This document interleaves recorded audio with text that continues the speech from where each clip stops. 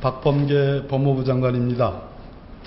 국민 여러분, 법무검찰 가족 여러분, 오늘 합동감찰 결과 발표를 통해 우리 검찰이 과거와 단절하고 완전히 새로운 미래검찰로 나아가는 계기가 되길 진심으로 바랍니다.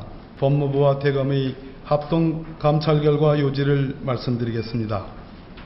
먼저 이번 합동감찰의 착수 배경에 대해 말씀드리겠습니다. 한 전 총리 사건에 대한 민원기록 검토 과정에서 수용자의 반복 소환, 수사 협조자에 대한 부적절한 편의 제공, 일부 수사 서류의 기록 미첨부와 같은 부적절한 수사 관행이 확인되었습니다. 이러한 수사 관행은 검찰의 직접 수사와 관련하여 과거부터 많은 불신과 비판을 받아왔던 부분입니다. 2020년 4월 한 전 총리 사건에 대한 법무부의 민원이 접수되었는데 대검은 그 처리 과정에서 감찰부에서 인권부로 사건의 재배당을 시도하여 조사에 혼란을 초래하고 사실상 주인검사를 교체함으로써 결론에 대한 공정성 논란을 자초하였습니다.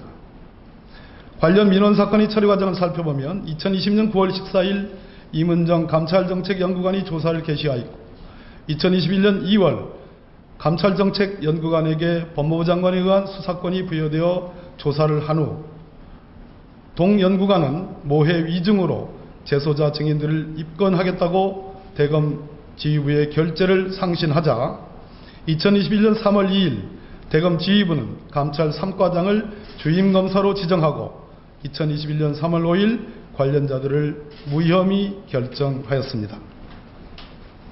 대검은 최초 소수 연구관들로만 회의체를 구성하여 충분한 의결 과정을 거치지 아니한 채 무혐의 결정을 하였고 법무부 장관의 재검토 수사 지휘에 따라 개최된 대검 부장회의에서 회의 종료 45분 만에 구체적 회의 내용과 의결 과정이 특정 일간지에 단독 보도된 바 있습니다.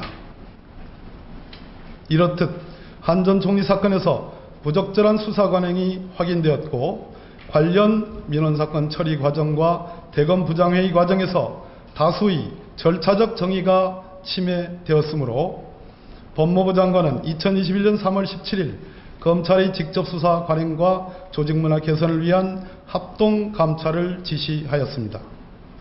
그 과정에서 역할을 분담하여 법무부는 검사 직접 수사 관행 개선안 발굴을, 대검은 한 전 총리 사건에서 드러난 부적절한 수사 관행 진상 파악을 각각 담당하였습니다. 법무부와 대검은 사회에 걸친 연석회의를 통해 합동감찰의 진행 방향을 공유하였고 한 전 총리 관련 사건뿐만 아니라 과거 주요 검사 직접 수사 사건들까지 폭넓게 검토하였습니다. 그리고 법원 판결, 검찰 불기소 결정, 논문, 최근 10여 년 동안 보도된 언론 기사 등 다수의 실증적인 자료들을 심층적으로 분석하였고 외부 연구 용역을 통해 검사의 직접 수사와 관련된 주요 해외 사례를 수집하여 그 내용도 참고하였습니다. 나아가 검찰 구성원들이 공감할 수 있는 개선사항을 마련하기 위해 직접 수사부서에 근무하였거나 현재 근무 중인 여러 검사와 수사관들의 의견도 적극 청취하였고 일부는 조서로 확보하기도 하였습니다. 이번 합동감찰을 통해 마련한 주요 개선사항을 말씀드리겠습니다. 먼저 배당과 수사팀 구성에 있어의 원칙을 마련하겠습니다. 한 전 총리 사건의 증인으로 출석하였던 최모 씨는 법무부에 한만호 사건은 검찰의 공작으로 날조된 것으로 상상할 수 없는 추악한 검찰의 비위와 만행이 저질러졌다는 취지의 민원서를 제출하였습니다. 이 민원서는 내용 그 자체로 검사의 비위를 지적하는 것이었지 민원인 본인의 인권을 보호해달라는 취지는 아니었습니다. 당연한 결론으로 법무부는 위 민원을 관련 규정에 따라 대검 감찰부에 이첩하였습니다. 그러나 당시 검찰총장은 극히 이례적으로 감찰부가 아닌 인권부에 재배당하라고 지시하였습니다. 또한 그 과정에서 내부의 반대 의견을 설득하는 과정을 거치지 않고 이를 묵살하였습니다. 그리고 위 민원을 조사하던 감찰정책연구관이 모해 위증으로 재소자 증인들을 형사 입건하겠다고 보고하자 감찰 3과장을 주임검사로 지정하는 방법으로 업무 담당자를 교체하여 제 식구 감싸기라는 의혹을 자초하였습니다. 향후 이러한 사례가 재발되지 않도록 대검 각 부별 업무 분장을 철저히 준수함으로써 검사의 비위가 사소한 절차 위반이나 경미한 실수로 취급되는 등 변질되지 않도록 관리 감독을 강화하겠습니다. 또한 대검 내에서의 사건 배당 시 또는 대검에서 일선 청으로의 사건 배당 시 일정한 기준, 협조에 따른 편의 제공 등이 확인되는 경우 공소제기 이후 검사의 참고인 조사는 부적절한 증인 연습이라 볼 수 있고 이로 인해 증인의 기억이 오염되거나 왜곡될 가능성도 매우 높습니다. 공소제기 후 검사의 참고인에 대한 증언 연습은 면담 과정에서 부당한 인간관계를 형성하거나 참고인을 상대로 회유하는 등의 방법으로 증언을 오염시킬 수 있습니다. 또한 한 전 총리 사건에서 참고인들이 진술을 청취하고도 기록하거나 사건 기록에 편찬하지 아니하였음이 확인되었는데 검사가 객관 의무를 위반하여 피고인에게 유리하거나 공소유지에 불리한 참고인의 진술을 청취하고도 기록하지 아니할 경우 피고인의 방어권은 무력화될 수밖에 없습니다. 최근 대법원도 김학의 전 차관 사건에서 검사가 증인신문 전 면담 과정에서 회유나 압박 등으로 증인에게 영향을 미치지 않았다는 점을 증명하지 못하는 한 법정 진술은 신빙성을 인정하기 어렵다는 취지로 판시한 바 있습니다. 한편 2022년 1월 1일부터 검사 작성의 피의자 신문조서의 증거 능력을 제한하는 개정 형사소송법이 시행될 예정이므로 수사와 공소 유지를 위해 검사가 합리적인 범위 내에서 참고인을 사전 면담할 필요성도 증대되었습니다. 따라서 검사의 증인에 대한 사전 접촉을 최소화하되 접촉을 하는 경우에도 그 면담 내용을 의무적으로 기록하고 보존하게 하는 등의 방법으로 면담 과정의 투명성을 확보하여 검사가 공정한 소추 및 공소 유지기관으로 자리매김하도록 하겠습니다. 구체적인 절차 규정을 마련함에 있어 영국이나 미국 등 해외 사례들도 적극 참고하겠습니다. 세 번째로 형사사건 공개금지 등에 관한 규정을 개정하겠습니다. 한 전 총리 모해위증 민원 사건의 처리 과정에서 장관의 수사 지휘에 따른 대검 부장회의는 회의 종료 후 45분 만에 특정 일간지에 자세한 의결 과정이 보도되는 등 관련 보도량이 상당하였습니다. 그 이슈화된 시점인 2021년 3월부터 3개월간 누적 보도 건수 783건에 이릅니다. 또한 모해위증 민원 사건이 대검 감찰부에서 이례적으로 대검 인권부로 재배정되는 과정에 대한 언론 보도량도 적지 않았습니다. 이슈화된 2020년 6월부터 3개월간 누적 보도는 최소 84건에 이릅니다. 2019년 12월 1일 형사사건 공개금지 등에 관한 규정이 시행되었습니다. 매우 뜻깊은 일이었습니다.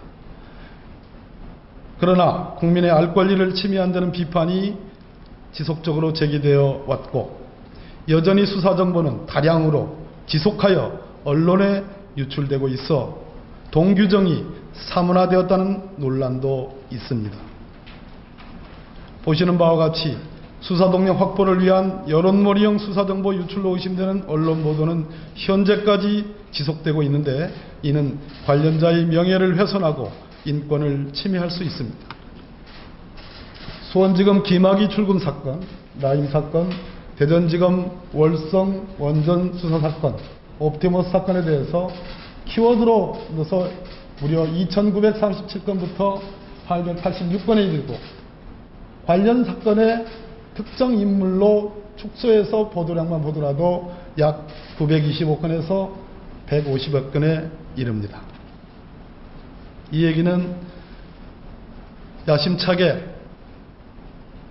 과거의 공보수사 준칙을 폐기하고 형사사건 공개금지 규정을 제정하였으나 동규정 역시 상당한 정도로 규범력을 잃고 사문화되었다라는 반증입니다. 이러한 배경에서 형사사건 공개금지 등에 관한 규정을 개정함으로써 국민의 알 권리를 조금 더 충실히 보장함과 동시에 사문화된 규정의 규범력을 제고하여 사건 관련자의 인권이 침해되거나 무죄 추정의 원칙이 훼손되지 않도록 만전을 기하겠습니다. 형사사건 공개금지 등에 관한 규정의 개정 방향은 다음과 같습니다. 첫째, 공소 제기 전 예외적 공개 범위를 구체화하되 수사 의뢰, 고소 고발, 압수, 수색, 출국금지, 소환조사, 체포 구속 등 수사 단계별로 나누어 엄격한 기준을 제시하였습니다. 둘째, 수사공개심의위원회가 자의적으로 결정하지 못하도록 공개되는 내용이 사건의 절차적 진행 경과인지 여부, 수사의 초, 중기, 종결 시점 여부, 내용적 사항인지, 그 중에서 특히 사건의 본질적 사항인지 여부 등 공개 여부를 심의할 때 고려해야 할 차관사항을 제시하였습니다. 이 말씀은 단순한 절차적인 내용에 대한 공개인지 또는 그렇지 않고 수사의 내용, 특히 본질적 내용에 대한 공개인지, 또 공개 시점이 수사의 초기나 중기 시점의 공개 내용인지, 아니면 수사의 거의 종기, 즉 수사의 결론을 내릴 시점의 공개인지, 또 공보관에 의한 공개인지, 공보관 아닌 사람에 의한 공개인지 등이 공개심의위원회에서 구체적인 기준을 갖고 심의해야 된다는 그런 의미입니다. 셋째, 기존의 모호한 허용 요건을 명확화, 구체화하여 예견 가능성을 높였습니다. 예를 들어 중요 사건의 개념을 특정하는 것 등이며 자세한 사항은 배포해드린 신구 조문 대비표를 참고해 주시면 감사하겠습니다. 넷째, 오용 방지를 위해 추상적이거나 모호한 규정들을 개정하여 구체적인 예시를 추가하였습니다. 예를 들어 보이스피싱과 같은 막대한 피해를 끼치는 전기통신 금융사기 범죄나 N번방 사건처럼 사회적 해악이 큰 디지털 성범죄 등은 범죄로 인한 피해의 급속한 확산 또는 동종범죄의 발생이 심각하게 우려되는 경우에 해당하여 그 정보를 공개할 수 있습니다. 다섯째, 새롭게 형사사건 내용의 부당한 공개에 대한 당사자의 반론권, 즉 이의제기권 제도를 도입하겠습니다. 피의자, 변호인 등이 반론 요청이 있는 경우 공개심의위원회의 심의를 거쳐 공표와 동일한 방식과 절차에 따라 언론 내용을 공개할 수 있도록 함으로써 침해된 당사자의 권리와 명예가 조속히 회복될 수 있는 길을 열겠습니다. 여섯째, 규정 위반 행위에 대한 진상조사 절차를 마련하겠습니다. 특히 첫 번째, 전문 공보관 등 공보 담당자에 의하지 아니하거나, 두 번째, 사건의 본질적 내용을 의도적으로 유출하는 경우에는 해당 검찰청 인권보호관으로 하여금 필수적으로 진상조사를 하여 감찰에 착수할 수 있도록 하는 근거조항을 신설하였습니다. 이를 통해 국민의 알 권리를 보장하는 일방 형사사건 공개금지 등에 관한 규정의 규범력을 제고하는 한편 수사동력 확보를 위한 여론몰이형 수사정보 유출을 방지하여 공정한 재판을 받을 권리를 보장하도록 하겠습니다. 향후 계획에 대해 말씀드리겠습니다. 먼저 법무부 훈령인 형사사건 공개금지 등에 관한 규정을 즉시 개정하여 우선적으로 시행하겠습니다. 또한 배당, 수사팀 구성, 증인 사전 면담 기록 및 보존 등 구체적 제도 개선을 위해 법무부와 대검 간의 협의체를 구성하고 형법상 피의사실 공표죄 등 법률 개정 사항에 대해서는 향후 구체적인 논의를 거쳐 입법을 추진할 예정입니다. 그리고 검찰 구성원들을 상대로 조직문화 개선을 위한 지속적 교양과 교육을 실시하겠습니다.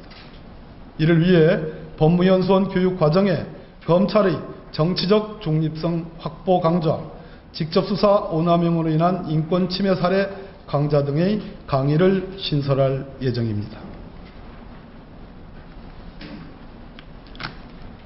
국민 여러분, 그리고 법무검찰 가족 여러분, 이번 합동감찰을 통해 마련한 개선사항이 실무에 정착되고 시행됨으로써 인권 보호관이자 사법 통제관으로서의 검사의 역할이 보다 존중받고 존경받는 조직 문화가 뿌리를 내리고 검찰이 국민의 공감을 토대로 공존의 정의를 실현하는 검찰로 새롭게 태어날 수 있기를 기대합니다. 감사합니다. 네, 안녕하세요. 레이동실 비영부장입니다. 총장님께서 말씀하신 것 중에 배당에 관한 기준을 설정했다고 하셨는데 검찰총장의 배당권도 수사시 일종으로 해석했다는 게 있는데 검찰청법 개정도 연구를 해두시고 계시는지 좀 궁금하고요. 두 번째로는 형사사건 공개금지에 관한 규정에 따라서 기존에 오보 발생하거나 오보 발생 위험성이 있을 경우에 공개하는 것을 오보가 발생을 하면 공개한다고 하셨는데 이러한 일종의 서적 처리로 오보 부작용을 풀 수 있다는 지적에 대해서 어떻게 말씀하십니까?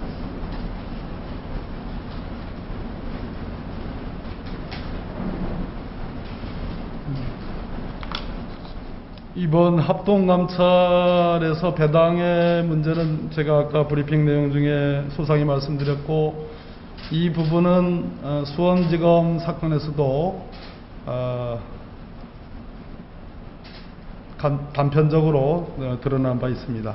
검찰총장께서 배당 문제에 대한 관심이 있는 것으로 알고 그에 관한 대화도 일부 나눈 적이 있습니다. 향후에 법무부와 대검이 협의체를 만들어서 구체적인 합리적인 그리고 지금까지의 문제점을 반영한 그러한 배당 절차를 만들 것으로 기대하고 있습니다. 오보 대응과 관련된 소위 공표 문제는 기존의 형사사건 공개금지 규정상 오보가 발생할 어떤 염려 그 자체가 물론 사전적인 우리 기자분께서 지적하신 것처럼 사전적인 그러한 공표이긴 합니다만은 발생할 염려로 아마 정확한 제가 문구는 표현 기억나지 않는데 아마 그렇게 되어 있을 겁니다. 그렇게 할 때 그것이 광범위하게 남용될 우려가 있다고 생각을 해서 지금 지적하신 것처럼 사후적 오보 대응 차원의 공표로도 충분하다고 판단을 했습니다. 저는 세계일보 이창훈 기자입니다. 지금 이제 형사사건 준칙 강화를 말씀을 하셨는데 최근에 이제 경찰과 검찰의 좀 형평성이 많이 어긋난다는 지적이 있습니다.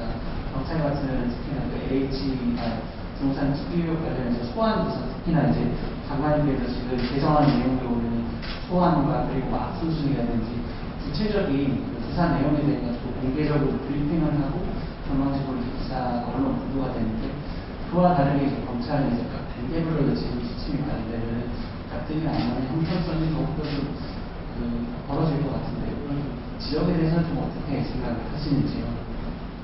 이번 피의사실 유출 공표라 하면은 공표의 어휘적 개념이 매우 합당하고 공익적이며 보다 많은 사람들이 알게 하는 좋은 의미의 개념입니다. 그런데 아시다시피 우리 형법에는 피의사실 공표죄라고 되어 있습니다. 저는 이 죄명의 명칭부터가 적절하지 않다고 생각합니다. 우리가 흔히 말하는 공보와 공표 이런 것은 매우 긍정적인 개념입니다.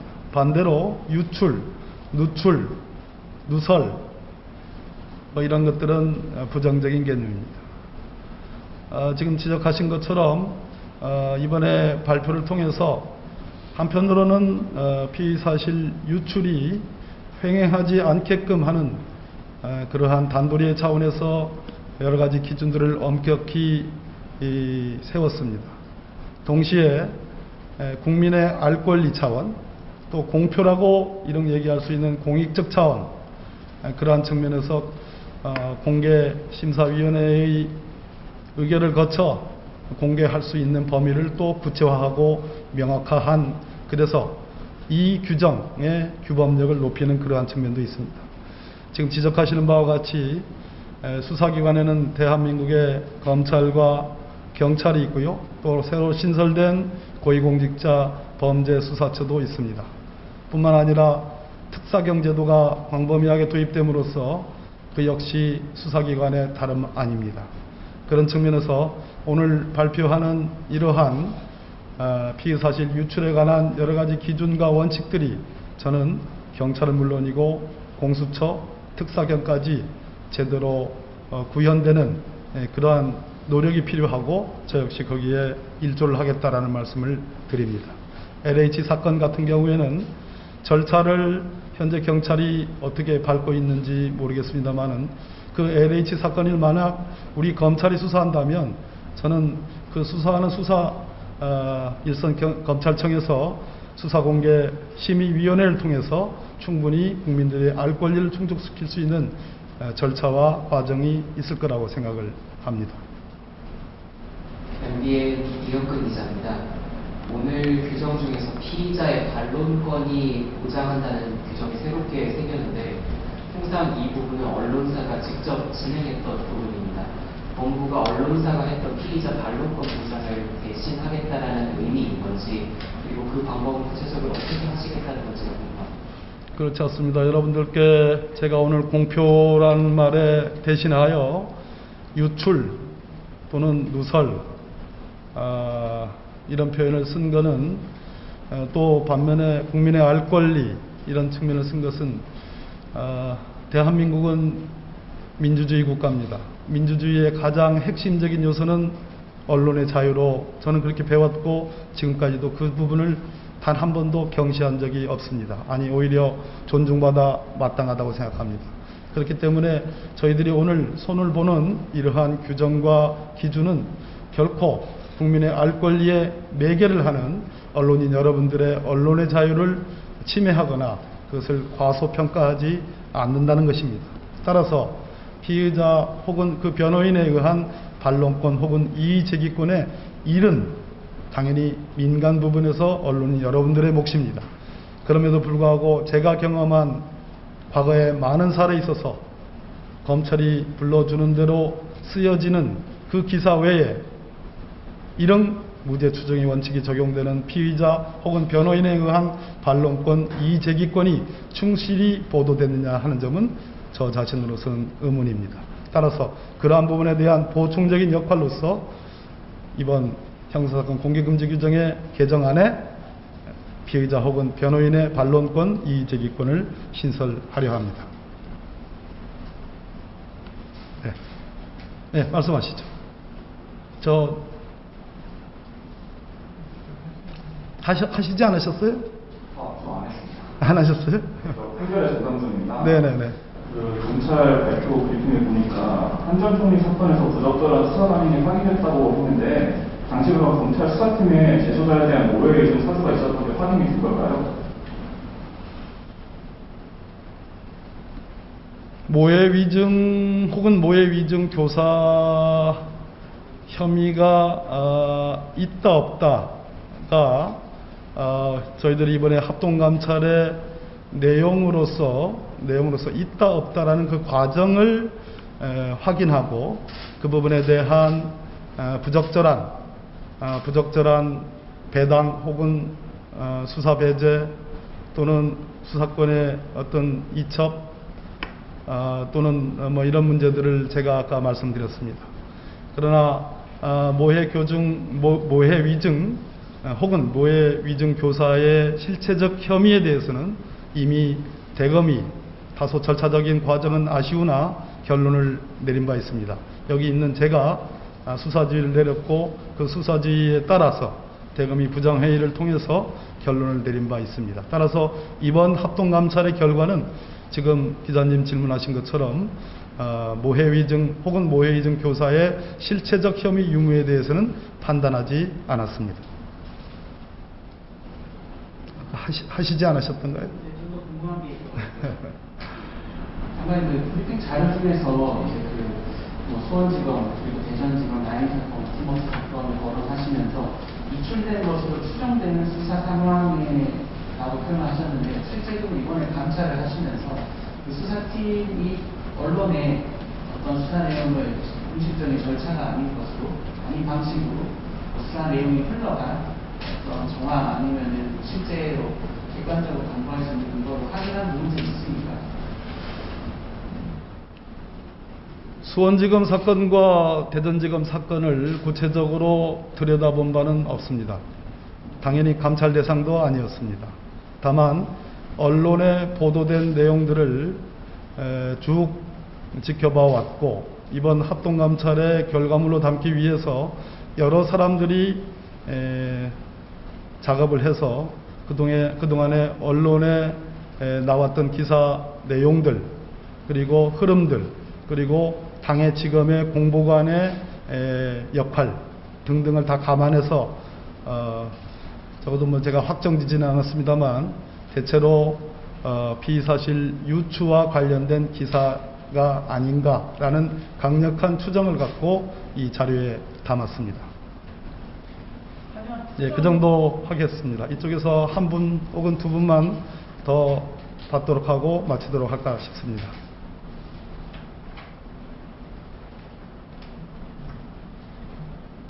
없으시면 마쳐도 되겠습니까? 장관님, 하지만 추정만으로 이렇게 내용을 말씀하시는 거는 마치 현직에 있는 검사들이 어떤 수사 내용을 의도적으로 흘리고 기자들은 그러면 공식 노트가 아닌 다른 식으로 이렇게 취재를 한다고 지금 추정만으로 이렇게 주장하는 거는 어폐가 있는 것 같습니다.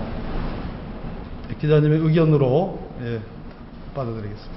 저기 마지막으로 한결에 우리 기자님 마지막으로 질문 받도록 하겠습니다.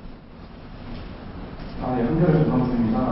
그 구체화 방안을 보니까 제9조의 이제 구체화 방안으로 피의자가 그 죄를 범하였다고 믿을 만한 객관적이고 충분한 증거나 자료가 있는 경우라고 나와 있는데, 이거를 판단하는 주체는 누구이며, 그리고 이거 관련해서 어느 부분이죠? 자체가 무죄 추정의 원칙과 반한다고 오늘 이제 여전히 나올 수 있을 것 같은데, 이에 대해서 어떻게 보시는지 궁금해서. 지금 해당 부분에 제 브리핑 자료의 몇 페이지에 해당하는 거죠? 설명 자료?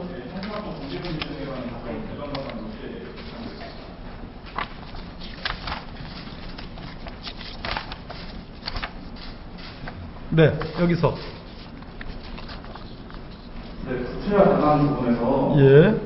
제9조에 피의자가 그 죄를 범하였다고 믿을 만한 객관적이고 충분한 증거나 자료가 있는 경우마다 나와 있는데요.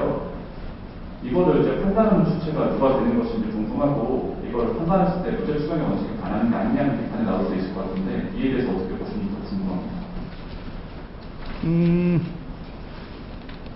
이 부분은 아마 각급 청에 있는 공개심의위원회가 되지 않을까 싶고요. 그 판단 주체는. 그리고 이 표현은 우리 이 법원이 판례로서 요건을 삼은 것에 해당합니다. 따라서 지금 하신 말씀처럼 그것이 무죄 추정의 원칙에 반한다라고 보기는 어려울 것 같습니다.